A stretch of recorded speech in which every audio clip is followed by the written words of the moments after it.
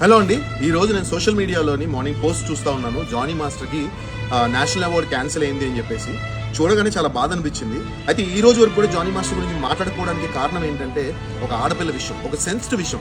ఏదైనా వాళ్ళకి ఏదో ఉండొచ్చు, అది లీగల్ గా జానీ మాస్టర్ ప్రొసీడ్ అవుతారు అండ్ ఆ అమ్మాయి కూడా ప్రొసీడ్ అవుతుంది. బట్ ఈ రోజు Jani master national award cancel చేసే రేంజ్ కి వెళ్ళిపోయింది సిచ్యువేషన్. అంటే చాలా చాలా చాలా బాధపడుతున్నా. యాజ్ అ డాన్స్ మాస్టర్ గా నాకు తెలుసు డాన్స్ మాస్టర్స్ ఎంత కష్టపడతారని.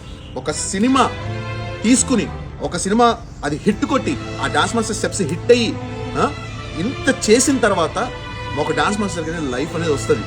ఓకే, ఈరోజు ఆయన ఎంత కష్టపడి ఉంటే, ఎంత కృషి చేసి ఉంటే నేషనల్ అవార్డు రేంజ్కి వెళ్ళి ఉంటాడు. కరెక్ట్గా నోటి దగ్గర దాన్ని కాలుతో తన్నేశారు. సో ఇది అసలు కరెక్ట్ కాదు, చాలా తప్పు. ఎవరైతే అమ్మాయి ఉంది కూడా ఆ అమ్మాయికి చాలా సార్లు మేము కూడా పిలిచాం వర్క్ వైజ్ గా. నా దగ్గర కూడా వర్క్ చేసింది తను.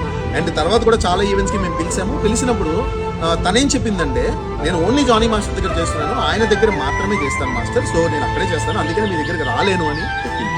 అయితే ఇప్పుడు అంత ఇబ్బంది ఉన్న అమ్మాయి ఒక మాస్టర్ దగ్గర అంత సటిల్ గా చెయ్యదు కదా. ఒక మనిషిని ఏదో అంటారు కదా, సర్వనాశనం చేయడం అనేది చాలా తప్పండి.